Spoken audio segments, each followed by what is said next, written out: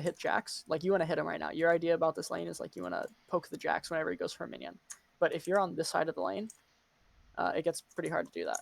So if you're always standing over here and you try to hit him, then if the minions aggro you, like let's say like all these minions aggro you and like maybe this one aggroes you, and you're standing like somewhere around this line, and you hit jacks. If these minions aggro you, the only way that you can break aggro is either by walking all the way down here, all the way down here, or all the way down here. So these are all like along this like triangle. It's all like really long distances to get out of minion aggro. So what I always tell people is, well, if you just stand on the left side, if you hit jacks here and all these minions aggro you, now you have an aggressive angle, which is just right here if you're somewhere along this line.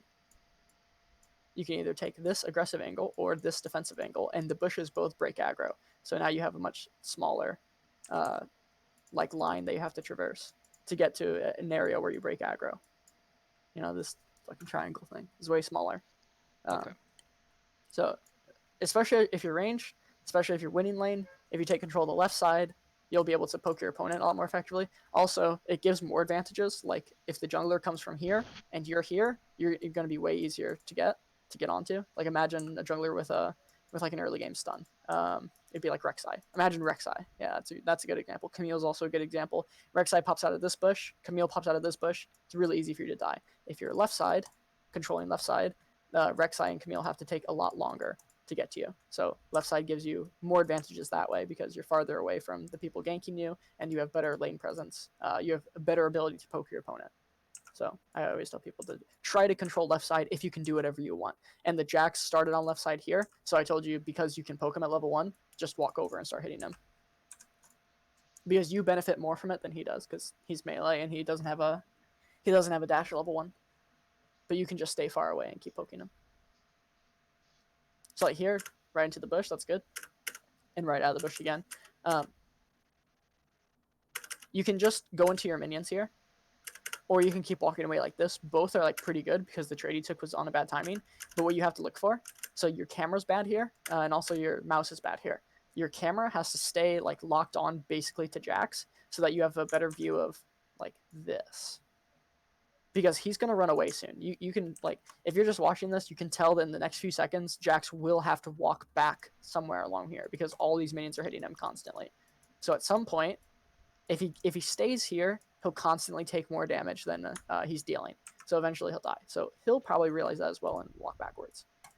What you should do in response is the moment he wants to leave and walk backwards, now you don't let him. So he wants to turn around without his E up. He has no abilities right now. He only has his autos. If he wants to turn around, just keep close to him, right out of his range. Stay right outside of his like attack range, right here. And then right when he turns around, you want to E him. And don't be afraid about like missing E. But so you're like slow on this, and the camera's bad, and then your E comes out slow. Slow on the mouse and slow on the E. So you want to be clicking, first of all, closer to Swain, because what you're doing here is like a bad habit that almost everyone does, is they click really far away from their character. So it's better just to click like anywhere here instead of like far away here. Actually, do you know how scripts work? No. They're programmed to dodge stuff by like 1 pixel. So if like all these like boxes are pixels, something like this, like a script will just choose this pixel if like the skill shot's on this pixel. So what it means is that the script has to click on very precise locations really close to the character. And it would never be able to dodge a skill shot like a script does, clicking as far away as some people do. So if you're trying to dodge skill shots, or if you're trying to move as precise as you possibly can, it's better to just like always follow that. Always try to click as close as I can to my character, because it'll be faster no matter what. Also because like just the travel time is closer if the mouse is closer. Does that make sense? Like Yeah. you will have ping, you will have extra ping because you have to move your mouse farther, even if it feels like just like one motion. Like the second line that I just drew came out slower, even though, you know, this one came out noticeably faster. See how slow this one is compared to this one. So it's better to do like this. You'll always get a little bit more out of it. In this instance, you would have got another auto attack, and it would have been much easier to land your E.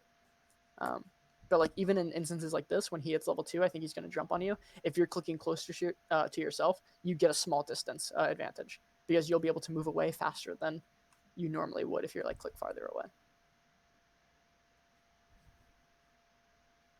You do it again. See how far away you click. It makes you slow to see what's going on.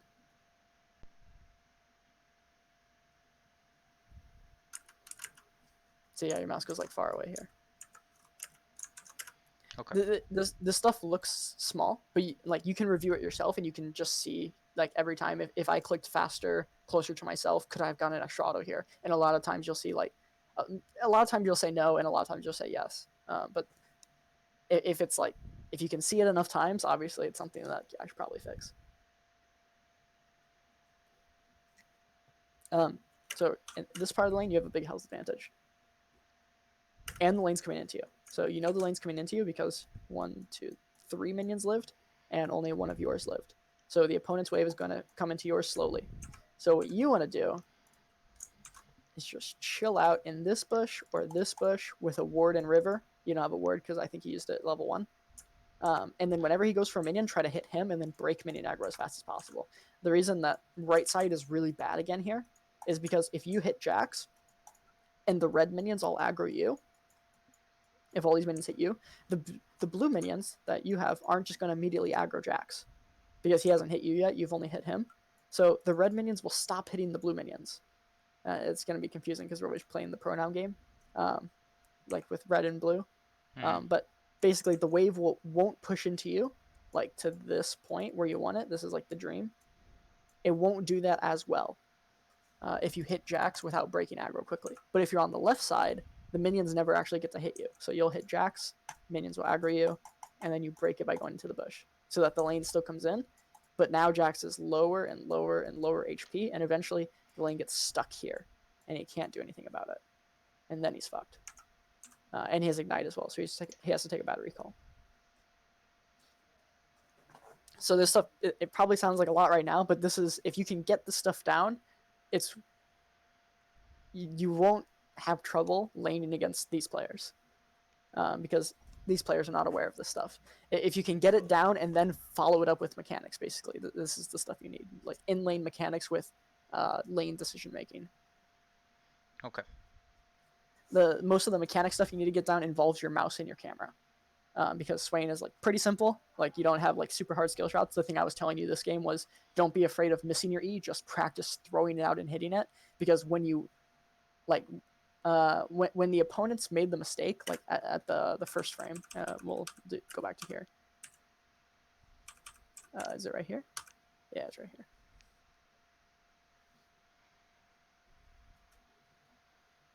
Like it's best to just throw the E right now. But if you hesitate just a little bit, it doesn't matter. Even if you hit it, it'll be worse. So it's best just to throw it out right when you see that you can hit it. In a lot of cases, there are some cases where it's better to hold it, but we can talk about those in the future. And that's something to ask questions about, like specific clips where you think you should have held your abilities or used them, because then you can learn about like the types of situations that exist. Okay. Where like holding changes how you kill someone, or compared to how using it instantly just punishes their mistake as hard as you can.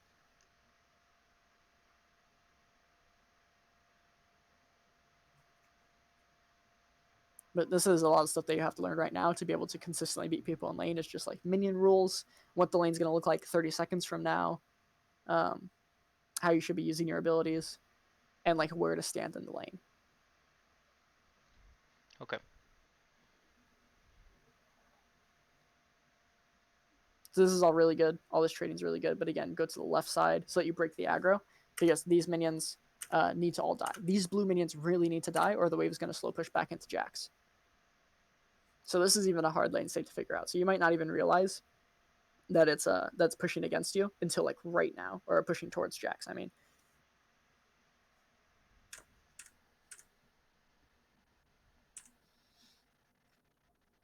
do you understand like the wave arriving thing that I was talking about? How if you can kill this wave right away, it would make your recall really good. But like no champion can just instantly kill a wave. So what champions have to do is like try to kill the wave as fast as possible so that they can get the best recall available. But if you're like slow, so like right now, It's fine to use Q here, I guess. I think maybe not. Your idea should be, how do I kill all of these minions and the next wave as fast as possible? So if you want to Q, you want to Q like before the wave is arriving, so that you can kill the next wave, so that you have Q available like right now, and you can Okay. walk up and Q everything. Yeah, but like that, it's way more important that you have the thought process than that you have like then you like execute it perfectly in every instance, because it's going to be really hard to execute it perfectly in every instance because every situation is going to be different. But as long as you're thinking like, okay, I need to kill these minions and this wave as fast as possible, how am I going to do it? That'll get you a lot farther, and on different characters it'll transfer over. Okay.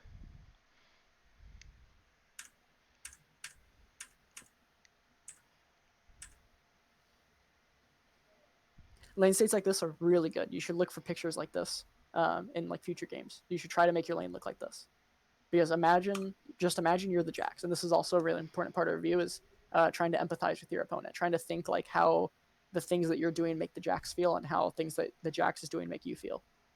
Because a lot of what you do in the game, you can't consciously think about in the moment, so you act off like feelings and past experience. So Jax can't do anything to you here. He's really, really fucked, because if he tries to jump on you, he's in turret range. And if he jumps on you and then you land your E on him, he dies. So Jax feels really, really bad here, and then immediately the lane slow pushes into him when you hit level 6. So now if Jax jumps on you, I think I said here, like, wow, we're really fucking this guy up. Because now if Jax jumps on you, you're just going to R, and you have more minions. And yep, there you go. You just R. And now he's dead. Yeah, that's all good. Nice.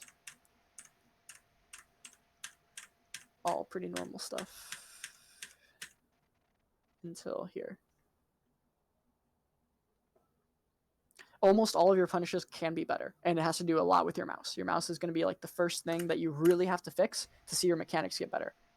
First your mouse, and then your eyes is what I always end up telling people.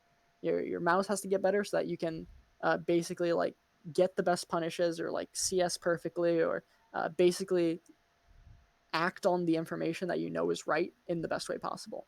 And then you have to fix your eyes so that you can see when what you thought was the best thing possible isn't actually the best thing. So after you fix your mouse and you're like, okay, I can act like I have control over my character.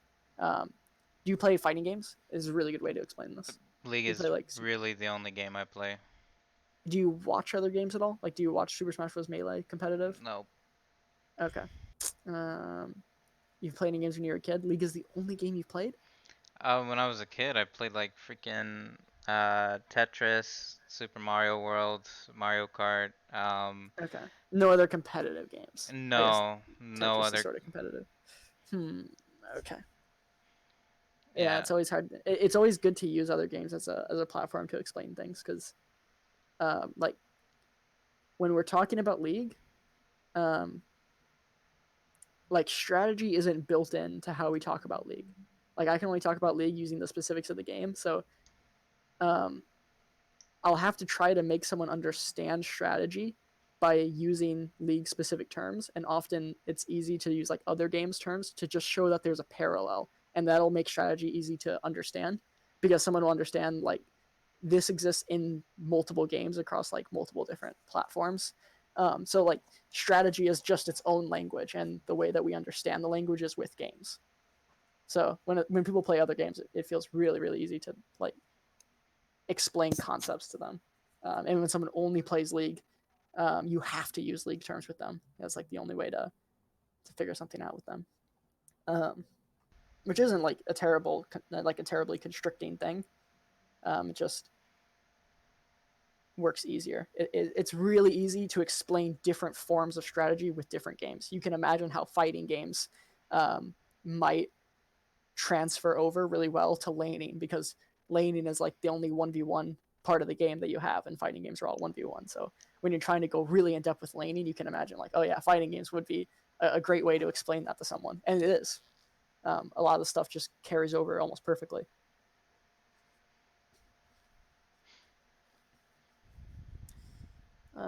I really only want to talk about like the first 14 minutes, because this is most of the stuff they have to focus on, and we're almost out of the hour. Um, so we'll just look at like the end of laning, and then I'll let you practice this for like 2 weeks.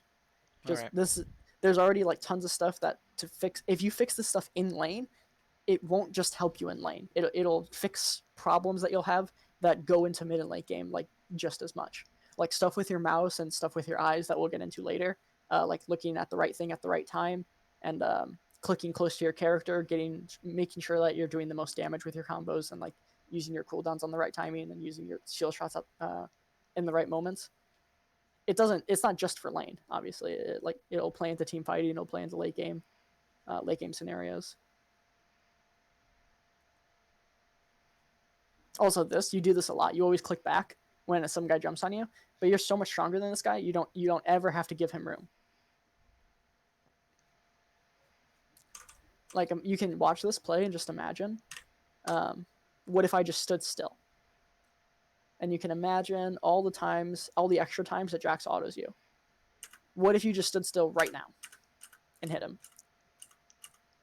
And you'd be like right here, and he'd be hitting you, and then he'd stun you, and then he tried to run away. But then you can just walk at him, or you could have already turned on R because he jumped on you, so now he doesn't have a way out. You know, he can't kill you. So if you just stand still, a lot of times he'll either just keep hitting you or realize really quickly that he can't kill you. And then you'll either take even less damage because he'll stop the trade early and then you'll just punish him, or you end up killing him if he tries to do more damage to you.